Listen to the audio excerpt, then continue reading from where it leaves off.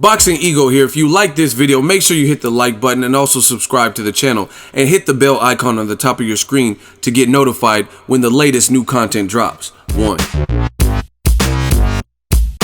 What up, Fight World? It's your boy Ego and I'm back with some more boxing. Make sure you guys like and subscribe.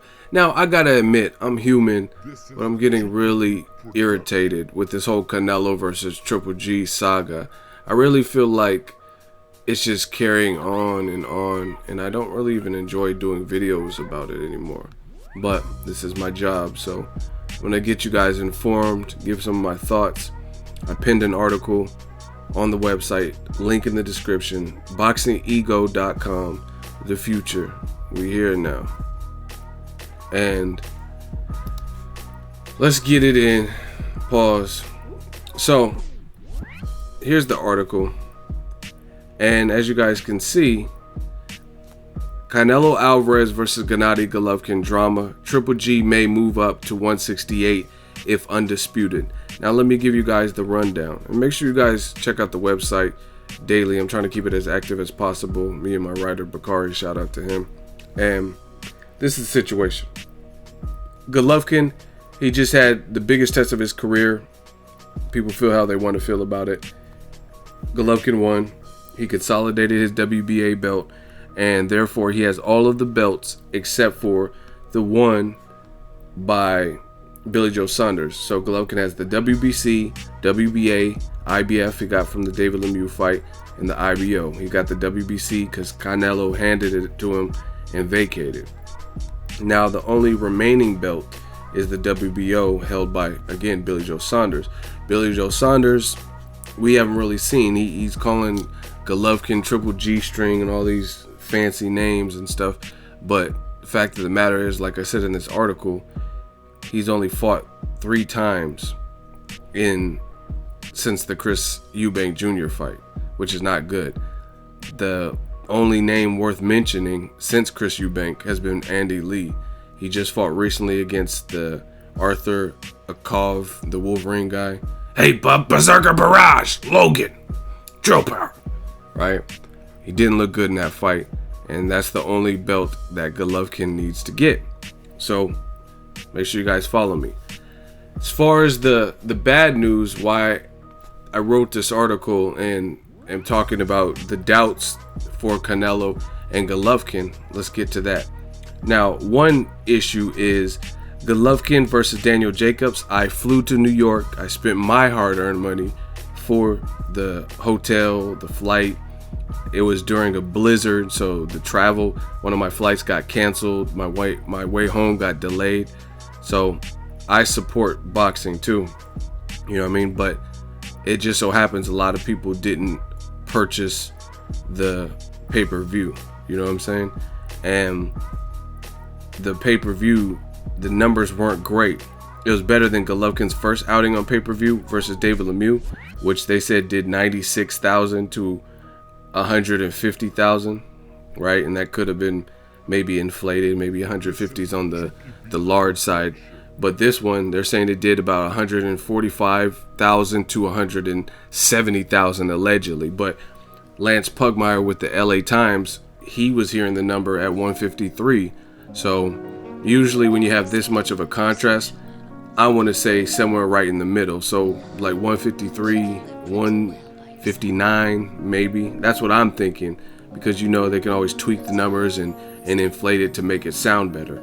Either way, I don't think those are great numbers. And De La Hoya had this to say to the Los Angeles Times, and this red link, you guys can click on it to get to the actual article. He says, because when Gennady Golovkin and Jacobs does between 100 to 200,000 homes, it's a big risk for me to put up a lot of money up front. So if we want to make this fight happen, we have to work with each other. It all depends on the pay-per-view, and that's the risk we have to take. So that doesn't really give me much confidence in making a Canelo versus Golovkin fight, because De La Hoya, he's telling you right now, I noticed Golovkin's numbers and he did under 200,000, right? So he's like, I'm not trying to put up a bunch of money up front and then be ass out, you know what I mean? So that's one issue. Golovkin, again, having a pay-per-view he's been on pay-per-view twice now, and they've both been under 200,000, which doesn't really solidify you as a star. Now, I know some people are going to say, oh, but it's Cody, it's the streaming. Obviously, that hurts any industry, you know what I mean? So obviously that streaming does play a part. However, it still has to be a person big enough to overcome that. For example, and that's what I put in the article, even with streaming, Pacquiao just fought Jesse Vargas last year in November, right? And that did roughly 300,000 pay-per-view buys, which is almost double what Golovkin Jacobs did. And even though Jesse Vargas was a WBO champion, myself and a lot of people, that wasn't the prime option we really wanted to see for Manny Pacquiao. You know, I mean, Pacquiao's a legend, and yeah, it was a title shot, but I would have rather seen him fight Terrence Crawford, Adrian Broner, Danny Garcia, Amir Khan, and a slew of other names, right, over Jesse Vargas. My personal taste. There's good fights out there for Jesse Vargas. Just me personally, I didn't really care. I didn't order the Pacquiao pay-per-view myself, right? It still did 300,000 pay-per-view buys. Golovkin, both of his fights combined on pay-per-view, the Lemieux fight and the Jacobs fight, probably did under that or just close to 300. You know what I mean? 150 plus 150,000 is 300,000. So it did right around or maybe barely over what that one fight did in two Golovkin fights. So for whatever reason, Golovkin is putting asses in the seats.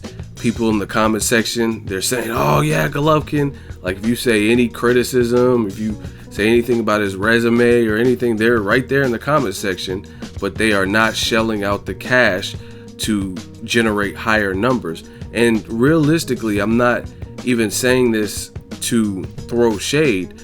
I'm saying this because it's disappointing. I seen the fight live. This was a great fight. I really enjoyed the main event and the co-main event, the Chocolatito fight and the Golovkin fight with Jacobs. Those were both awesome fights. So this pay-per-view was actually worth it.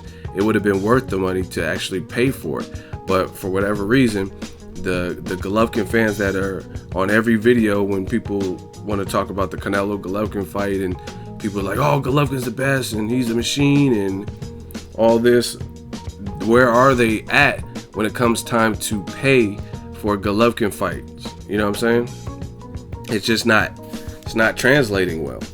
And again, you could say streaming, but another fight people hated recently was Mayweather-Berto, and that was like 2 years ago. Streaming was still out, and it still did better numbers.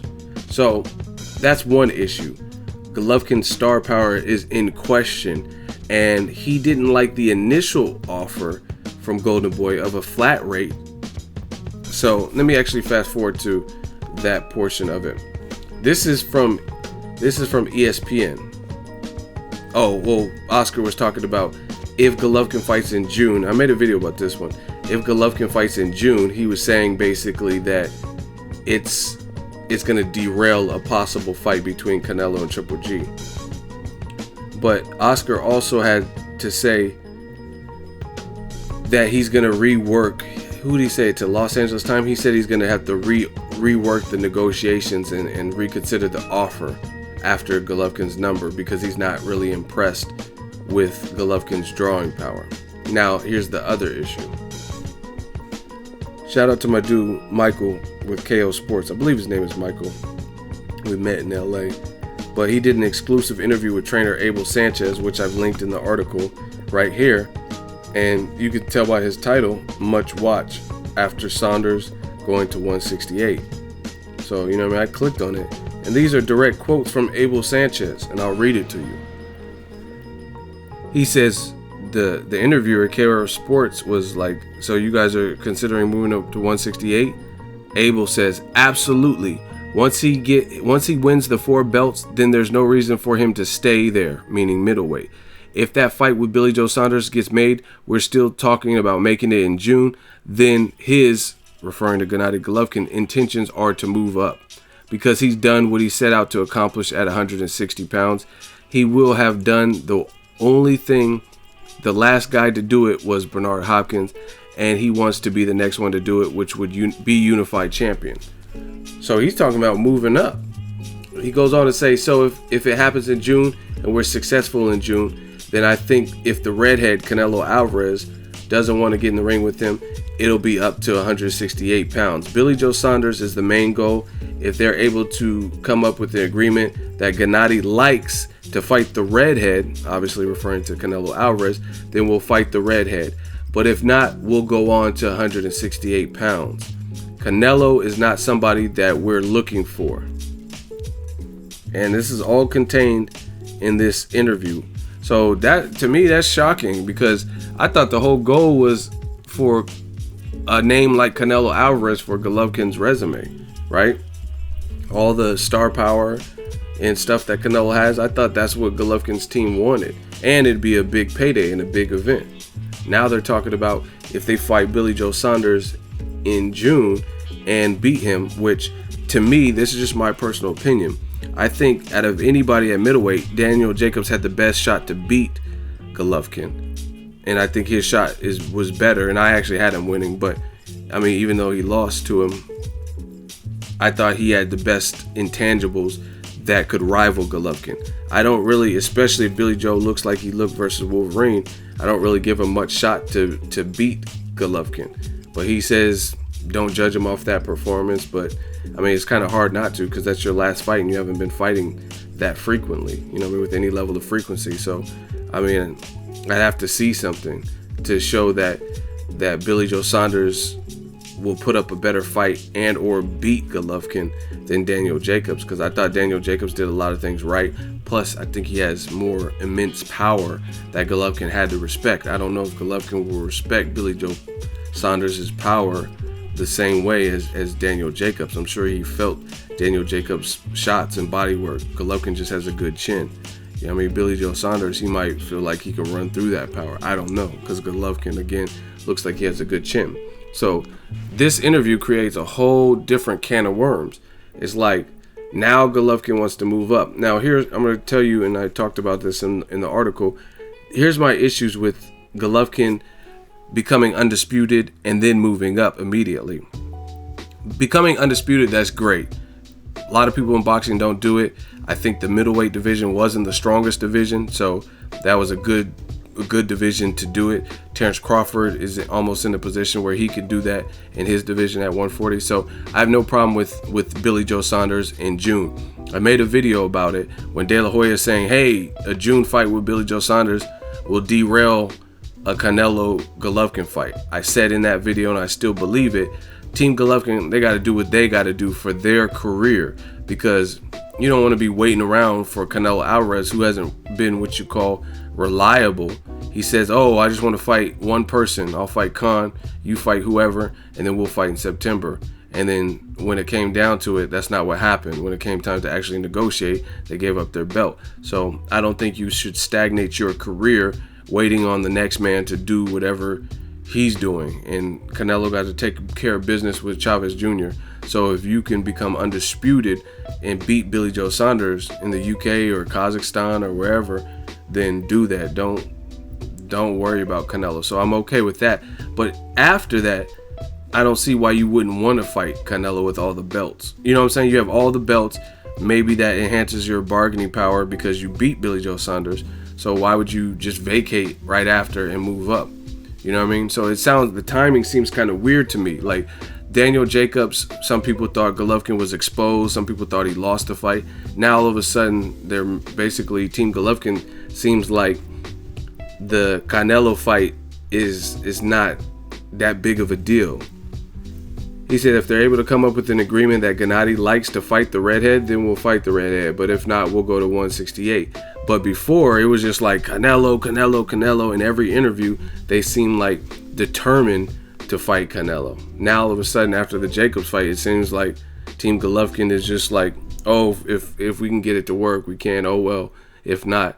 And as you see, Abel Sanchez says Canelo's not somebody that we're looking for. So it's kind of weird. It kind of shocked me, to be honest, to hear this. Other issue I have, two more issues. Andre Ward was clearly ducked by Team Golovkin. You can cry, kick, scream. That's what I really seen. And that's always going to be an issue when someone openly avoids another fighter. Andre Ward was at 168 at a point in time. The fight made sense. Whatever reason, the two names were being linked, right? And Team Golovkin didn't want it, or wanted it at a catch weight of 164 to try to tap Ward down, even though they were willing to fight Carl Froch and Julio Cesar Chavez Jr. at the full 168. So now all of a sudden, why are they thinking about moving up to middleweight if they beat Billy Joe Saunders? Again, for me, Daniel Jacobs was the hardest person for Golovkin to beat at middleweight, and he beat him.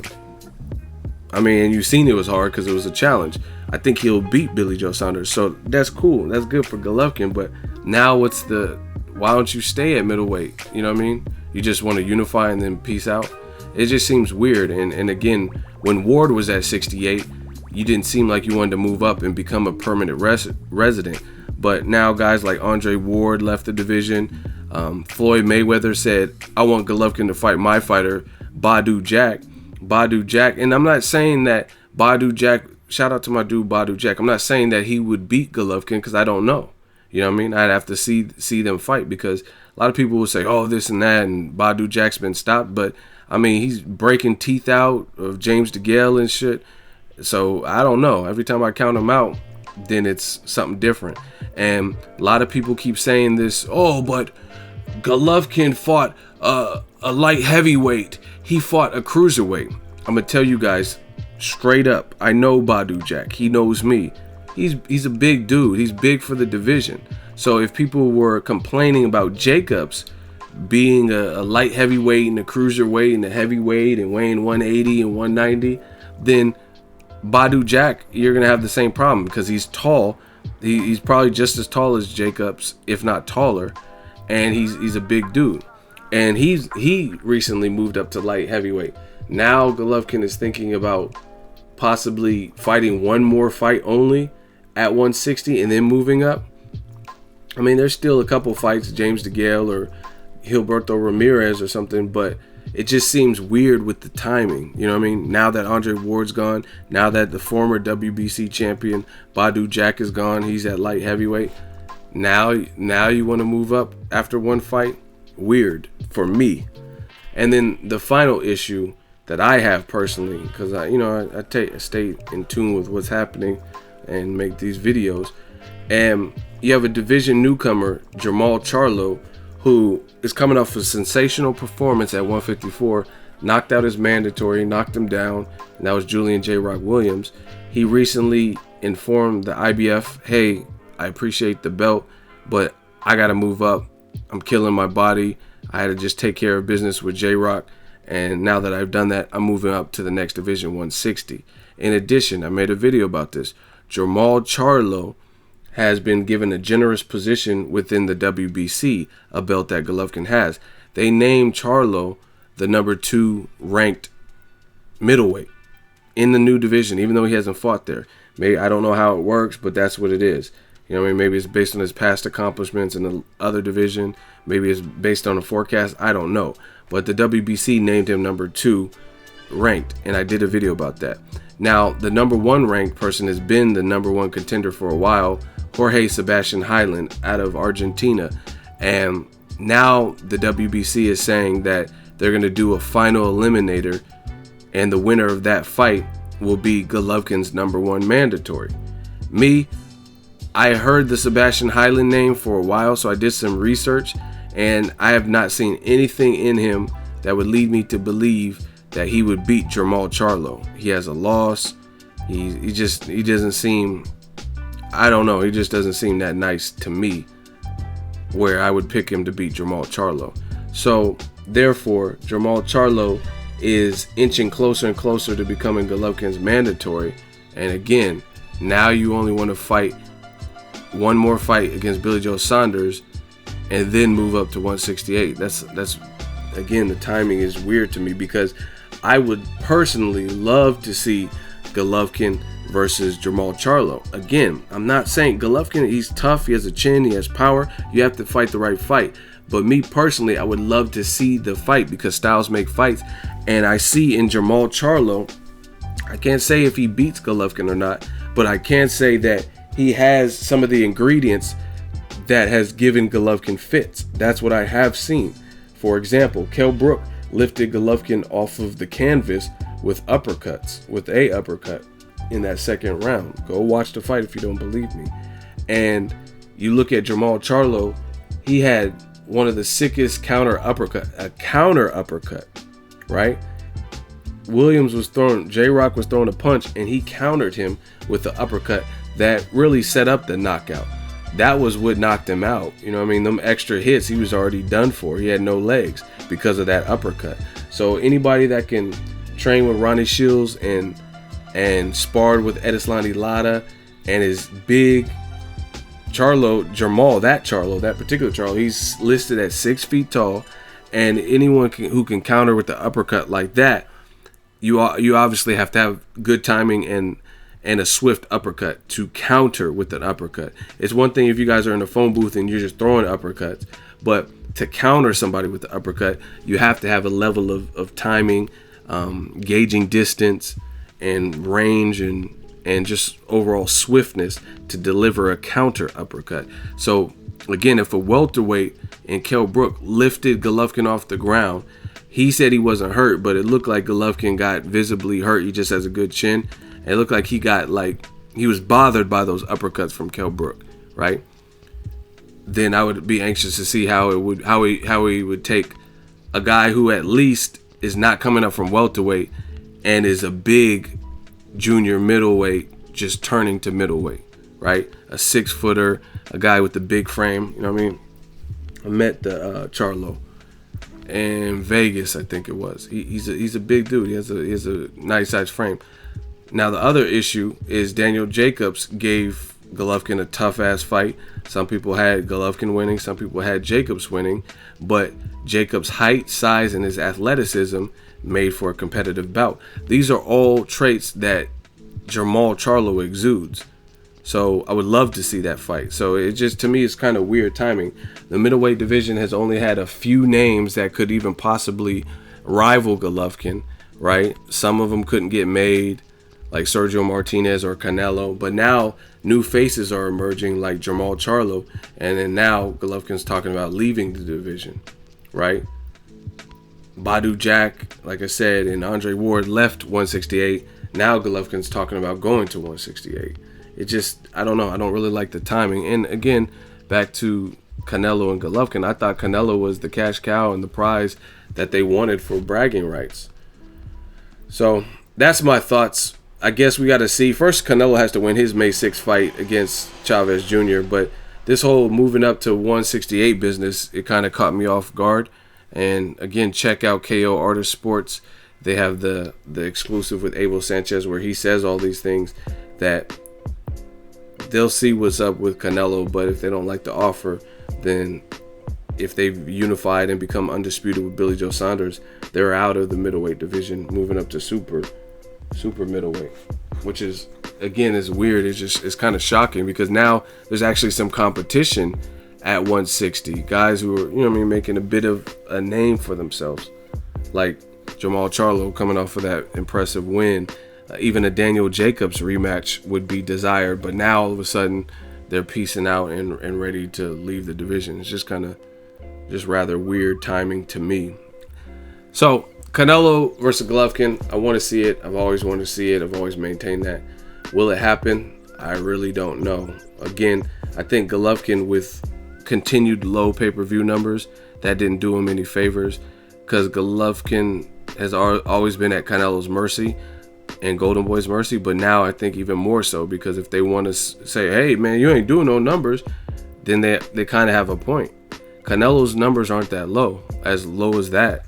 I don't think Canelo, in all of his pay-per-view outings, his fight with El Perro Angulo, Edeslandi Lara, those fights did like 350, 375,000. Obviously, his fight with Floyd Mayweather, that set live gate records and did real well. 2.2, 2.3 million pay-per-view homes or pay-per-view buys. His fight with Cotto did nearly 1 million. His Liam Smith fight even did better than Triple G Jacobs. Again, it's unfortunate because Triple G Jacobs, Golovkin Jacobs was a great fight. They just did the replay on HBO. So let me know what you guys thought second viewing of that fight. And it's just a lot of drama. Let me know if you think the Canelo Golovkin fight will happen.